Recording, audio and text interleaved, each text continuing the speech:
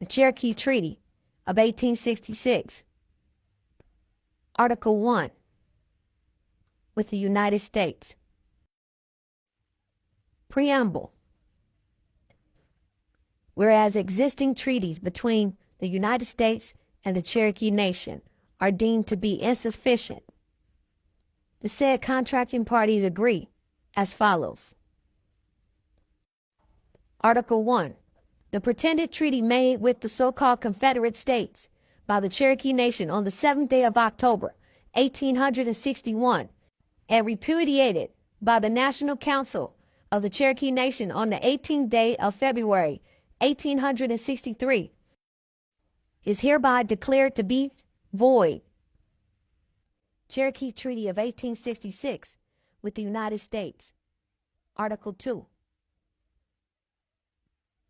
Amnesty is hereby declared by the United States and the Cherokee Nation for all crimes and misdemeanors committed by one Cherokee on the person or property of another Cherokee or of a citizen of the United States prior to the 4th day of July, 1866,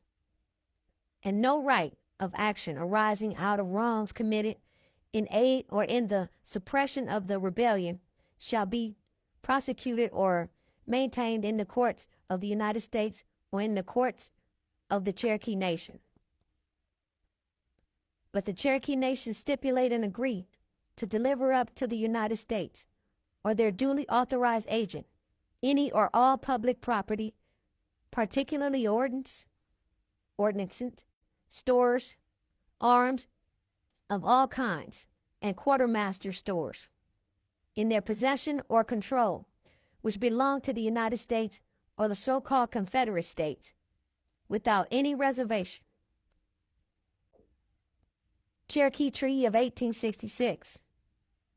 Article 3. With the United States. The confiscation of laws of the Cherokee Nation shall be repealed, and the same, and all sales of farms and improvements on real estate made or pretended to be made in pursuance thereof are hereby agreed and declared to be null and void, and the former owners of such property so sold, their heirs or assigns, shall have the right peaceably to reoccupy their homes, and the purchaser under the confiscation laws, or his heirs or assigns, shall be repaid by the treasurer of the Cherokee Nation from the national funds, the money paid for said property and the cost of permanent improvements on such real estate made thereon since the confiscation sale. The cost of such improvements to be fixed by a commission, to be composed of one person designated by the Secretary of the Interior and one by the principal chief of the nation, which two may appoint a third in cases of disagreement, which cost so fixed shall be refunded to the national treasurer by the returning Cherokees within 3 years from the ratification hereof. Cherokee Treaty of 1866, Article 4. All the Cherokees and free persons who were formerly slaves to any Cherokee, and all free Negroes not having been such slaves, who resided in the Cherokee Nation prior to June 1st, 1861, who may within 2 years elect not to reside northeast of the Arkansas River and southeast of Grand River, shall have the right to settle in and occupy the Canadian district southwest of the Arkansas River, also all that tract of country lying northwest of Grand River and bounded on the southeast by Grand River and west by Creek Reservation to the northeast corner thereof, from thence west on the north line of the Creek Reservation to the 96th degree of west longitude, and thence north on said line of longitude, so far that a line due east to Grand River will include a quantity of land equal to 160 acres for each person who may so elect to reside in the territory above described in this article, provided that part of said district north of Arkansas River shall not be set apart until it shall be found that the Canadian district is not sufficiently large to allow 160 acres to each person desiring to obtain settlement under the provisions of this article. Cherokee Treaty of 1866 with the United States. Article 5. The inhabitants electing to reside in the district described in the preceding article shall have the right to elect all their local officers and judges, and the number of delegates to which by their numbers they may be entitled in any general council to be established in the Indian Territory under the provisions of this treaty, as stated in Article 12, and to control all their local affairs, and to establish all necessary police regulations and rules for the administration of justice in said district, not inconsistent with the Constitution of the Cherokee Nation or the laws of the United States, provided the Cherokees residing in said district shall enjoy all the rights and privileges of other Cherokees who may elect to settle in said district as hereinbefore provided, and shall hold the same rights and privileges and be subject to the same liabilities as those who elect to settle in said district under the provisions of this treaty, provided also that if any such police regulations or rules be adopted which, in the opinion of the President, bear oppressively on any citizen of the nation, he may suspend the same. And all rules or regulations in said district or in any other district of the nation discriminated against the citizens of other districts are prohibited and shall be void. Article 6. The inhabitants of the said district hereinbefore described shall be entitled to representation according to numbers in the National Council, and all laws of the Cherokee Nation shall be uniform throughout said nation. And should any such law, either in its provisions or in the manner of its enforcement, in the opinion of the President of the United States, operate unjustly or injuriously in said district, he is hereby authorized and empowered to correct such evil and to adopt the means necessary to secure the impartial administration of justice, as well as a fair and equitable application and expenditure of the national funds as between the people of this and of every other district in said nation. Article 7. The United States Court to be created in the Indian Territory, and until such court is created therein, the United States District Court, the nearest to the Cherokee Nation, shall have exclusive original jurisdiction of all causes, civil and criminal, wherein an inhabitant of the district hereinbefore described shall be a party,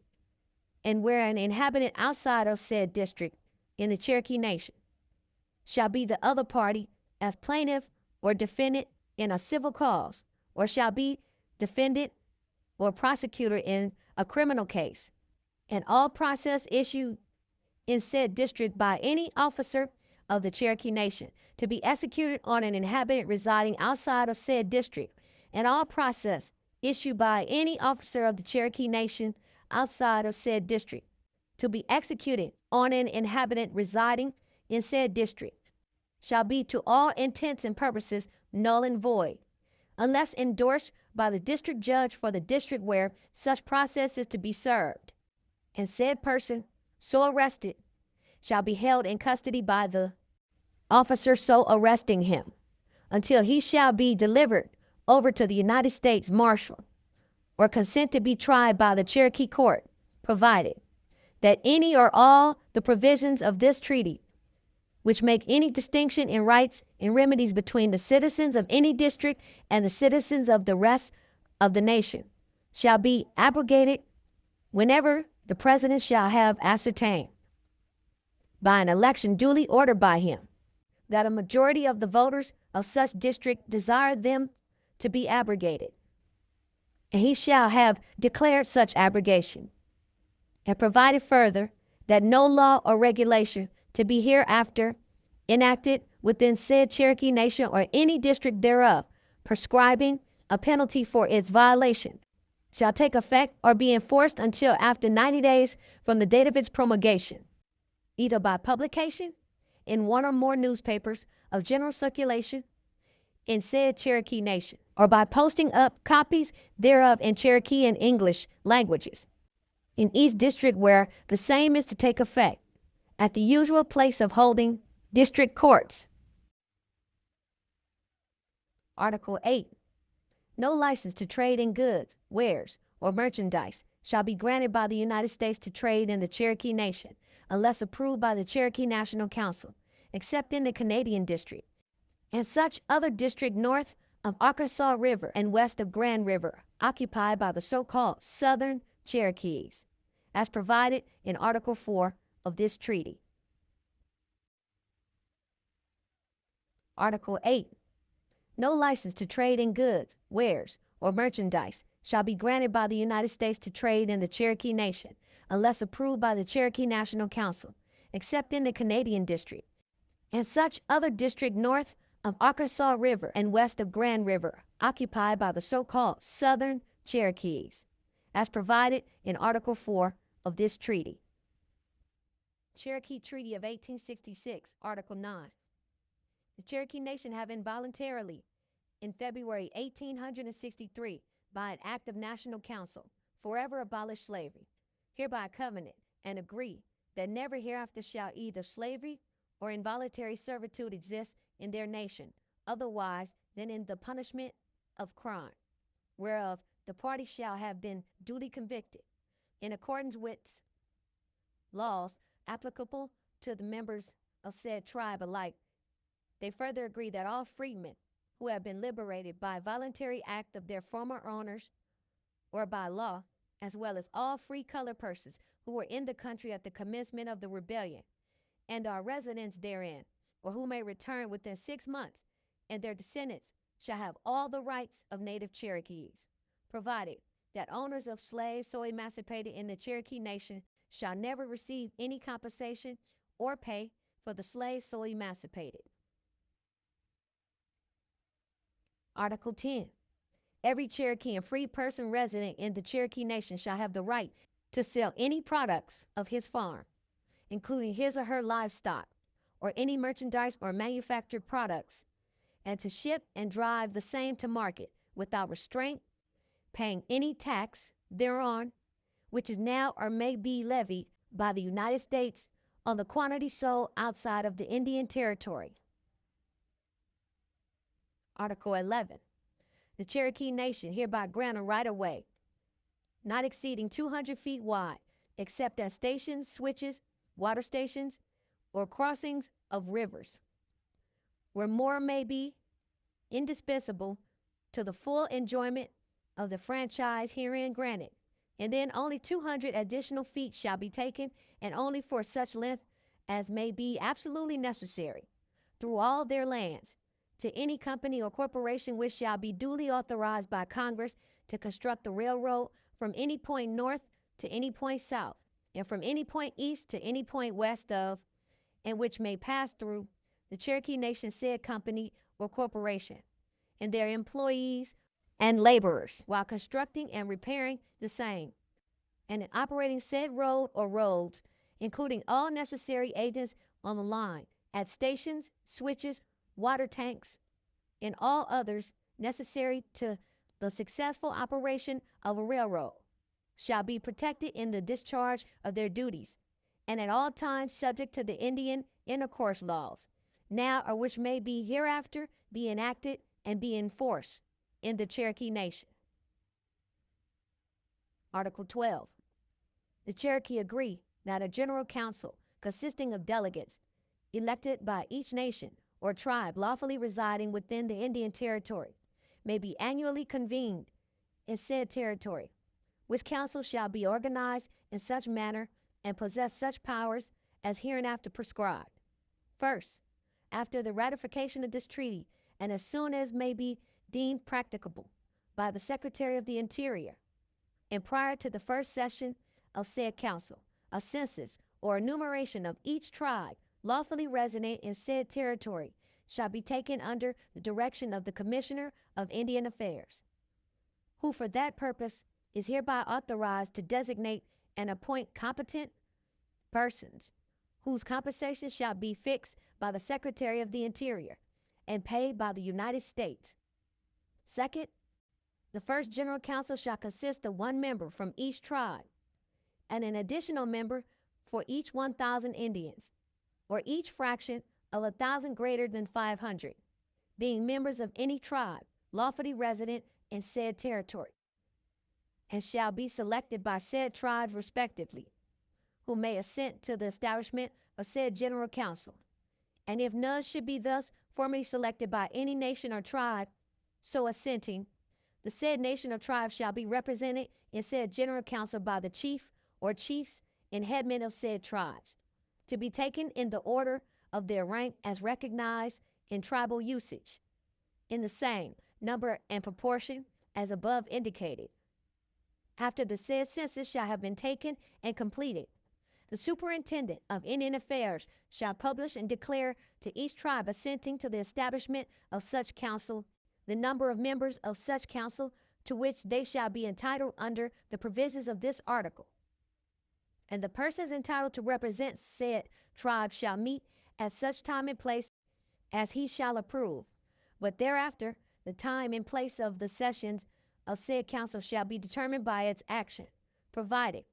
that no session in any 1 year shall exceed the term of 30 days, and provided that special sessions of said council may be called by the Secretary of the Interior, whenever, in his judgment, the interests of said tribe shall require such special sessions. Third, said General Council shall have power to legislate upon matters pertaining to the intercourse and relations of the Indian tribes and nations and colonies of freedmen resident in said territory, the arrest and extradition of criminals and offenders escaping from one tribe to another or into any community of freedmen, the administration of justice between members of different tribes of said territory and persons other than Indians and members of said tribes or nations, and the common defense and safety of the nations of said territory. All laws enacted by such council shall take effect at such time as may therein be provided, unless suspended by direction of the President of the United States. No law shall be enacted inconsistent with the Constitution of the United States or laws of Congress or existing treaty stipulations with the United States, nor shall said council legislate upon matters other than those above indicated, provided, however, that the legislative power of such General Council may be enlarged by the consent of the National Council of each nation or tribe assented to its establishment, with the approval of the President of the United States. Fourth, said council shall be presided over by such person as may be designated by the Secretary of the Interior. Fifth, the council shall elect a secretary, whose duty it shall be to keep an accurate record of all the proceedings of said council, and who shall transmit a true copy of all such proceedings, duly certified by the presiding officer of such council, and to the Secretary of the Interior, and to each tribe or nation represented in said council, immediately after the sessions of said council shall terminate. He shall be paid out of the Treasury of the United States an annual salary of $500. Sixth, the members of said council shall be paid by the United States the sum of $4 per diem during the term actually in attendance on the session of said council, and at the rate of $4 for every 20 miles necessary traveled by them in going from and returning to their homes, respectively, from said council, to be certified by the Secretary and the President of the said council.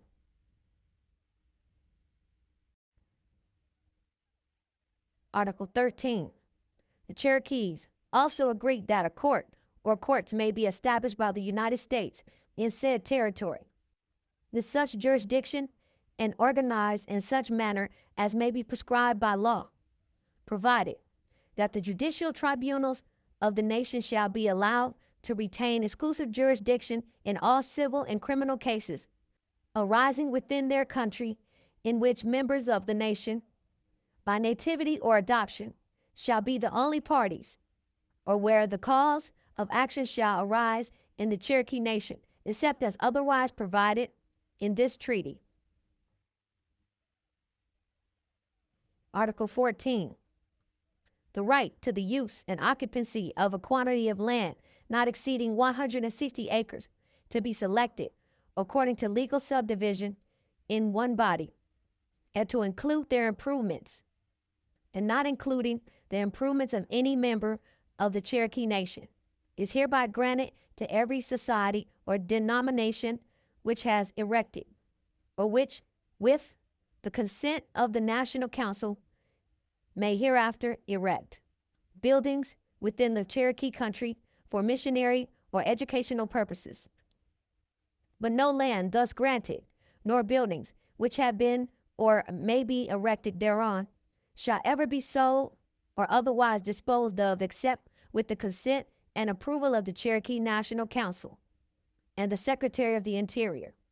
And whenever any such lands or buildings shall be sold or disposed of, the proceeds thereof shall be applied by said society or societies for like purposes within said nation, subject to the approval of the Secretary of the Interior. Article 15. The United States may settle any civilized Indian friendly with the Cherokees and adjacent tribes within the Cherokee country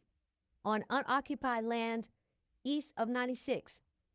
on such terms as may be agreed upon by any such tribe and the Cherokees, subject to the approval of the President of the United States,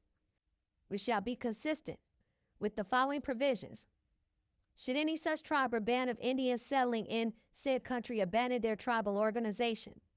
there being first paid into the Cherokee National Fund a sum of money which shall sustain the same proportion to the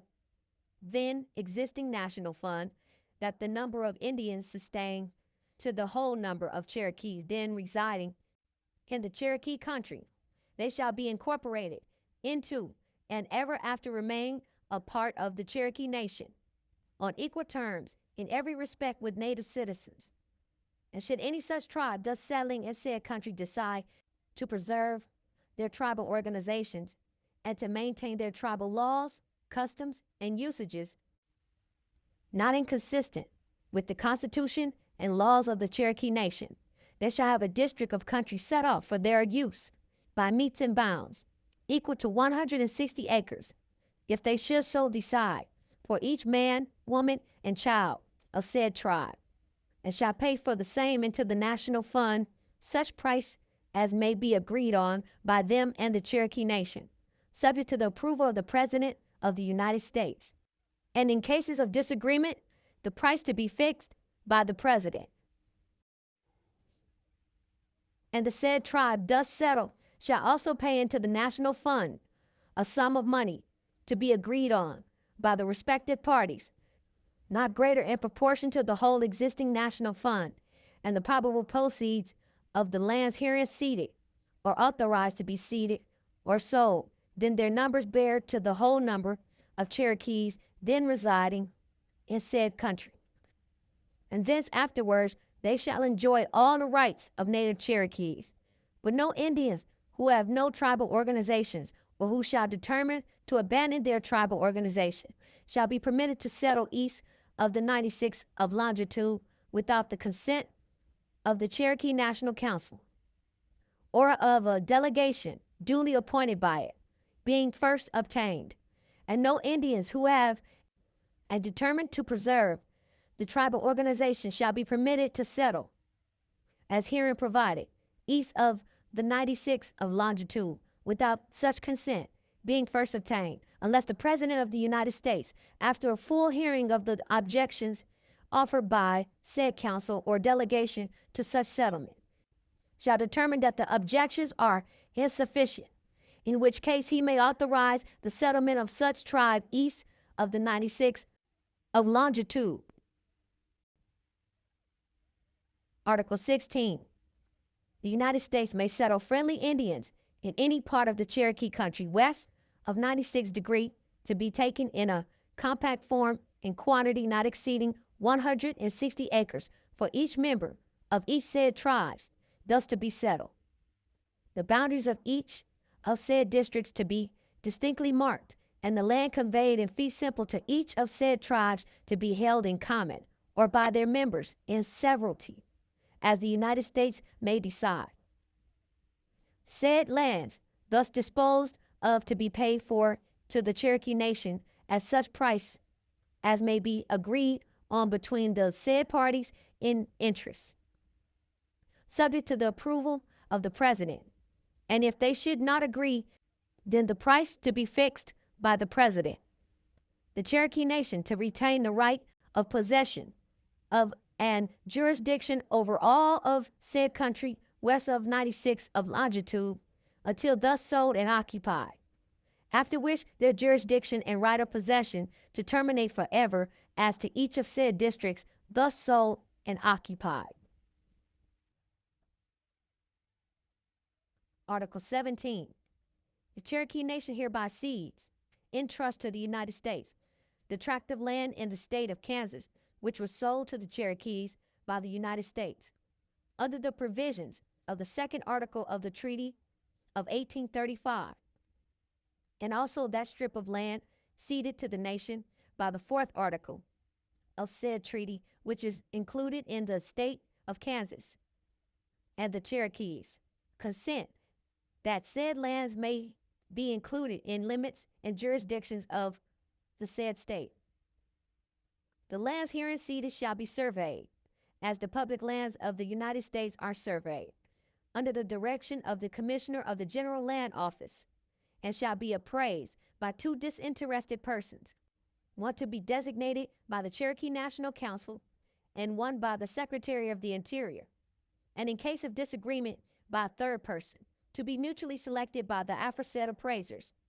The appraisement to be not less than the average of $1.25 per acre, exclusive of improvements, and the Secretary of the Interior shall from time to time, as such surveys and appraisements are approved by him, after due advertisements for sealed bids, sell such lands to the highest bidders for cash, in parcels not exceeding 160 acres and not less than the appraised value, provided that whenever there are improvements of the value of $50 made on the lands not being mineral and owned and personally occupied by any person for agricultural purposes at the date of the signing hereof, such person so owning and in person residing on such improvements shall, after due proof made under such regulations as the Secretary of the Interior may prescribe, be entitled to buy, at the appraised value, the smallest quantity of land in legal subdivisions, which will include his improvements, not exceeding in the aggregate 160 acres. The expenses of survey and appraisement to be paid by the Secretary out of the proceeds of sale of said land, provided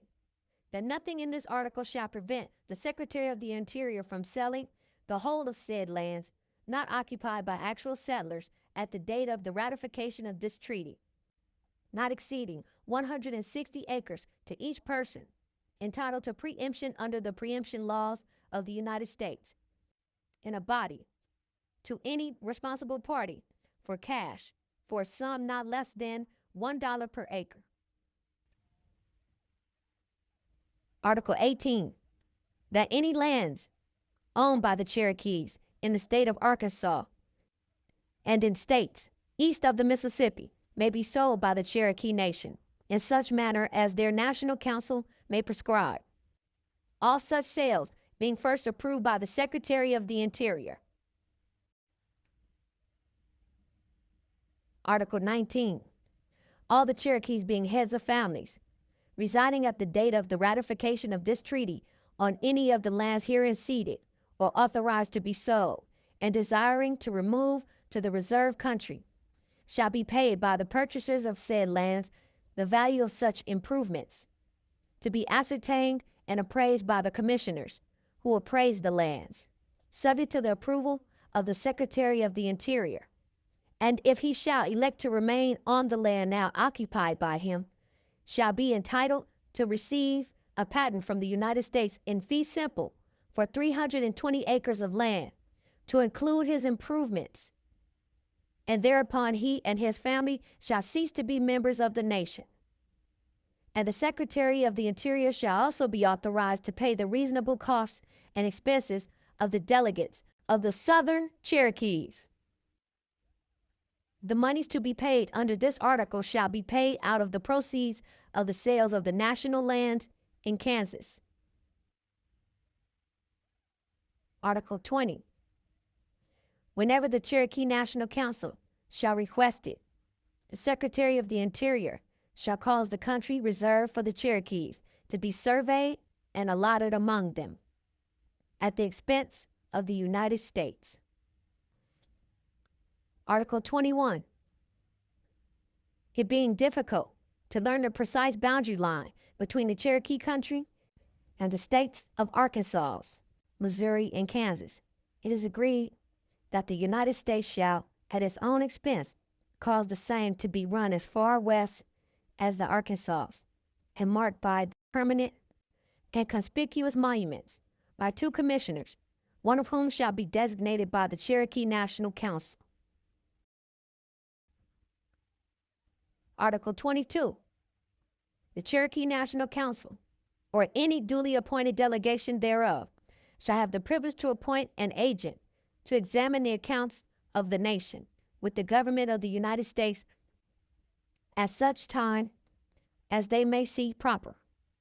and to continue or discharge such agent, and to appoint another as may be thought best by such council or delegation. And such agent shall have free access to all accounts and books in the executive departments relating to the business of said Cherokee Nation, and an opportunity to examine the same in the presence of the officer having such books and papers in charge. Article 23. All funds now due the nation, or that may hereafter accrue from the sale of their lands by the United States, as hereinbefore provided for, shall be invested in the United States registered stocks at their current value, and the interest on all said funds shall be paid semi-annually on the order of the Cherokee Nation, and shall be applied to the following purposes, to wit, 35% shall be applied for the support of the common schools of the nation and educational purposes, 15% for orphan fund, and 50% for general purposes, including reasonable salaries of district officers. And the Secretary of the Interior, with the approval of the President of the United States, may pay out of the funds due the nation, on the order of the National Council or delegation duly authorized by it, such amount as he may deem necessary to meet outstanding obligations of the Cherokee Nation, caused by the suspension of the payment of their annuities, not to exceed the sum of $150,000. Article 24. A slight testimony for the useful and arduous services of the Reverend Evan Jones, for 40 years a missionary in the Cherokee Nation, now crippled, old, and poor. It is agreed that the sum of $3,000 be paid to him, under the direction of the Secretary of the Interior, out of any Cherokee fund in or to come into his hands, not otherwise appropriated.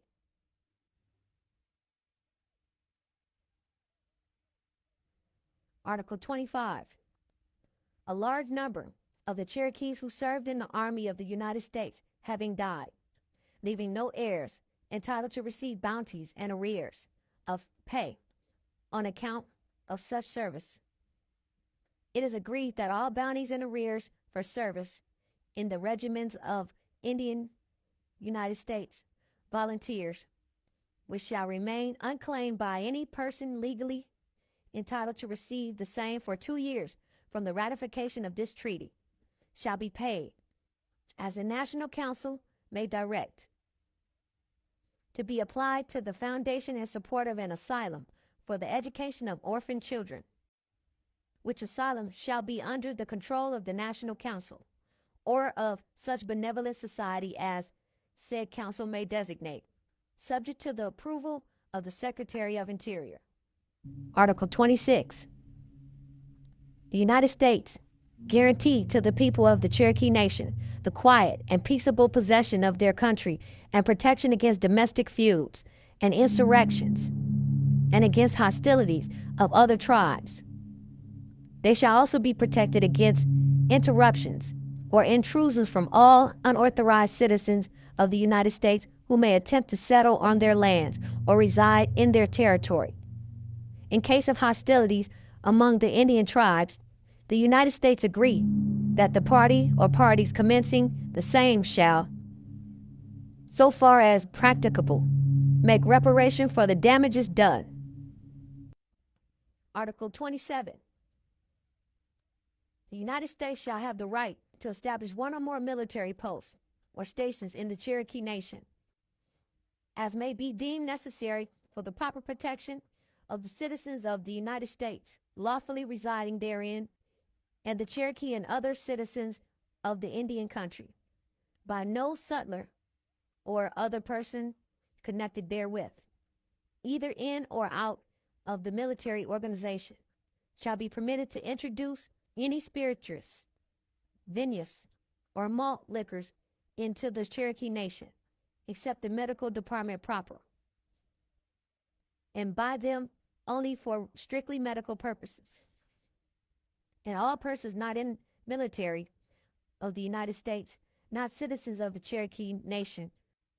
are to be prohibited from coming into the Cherokee Nation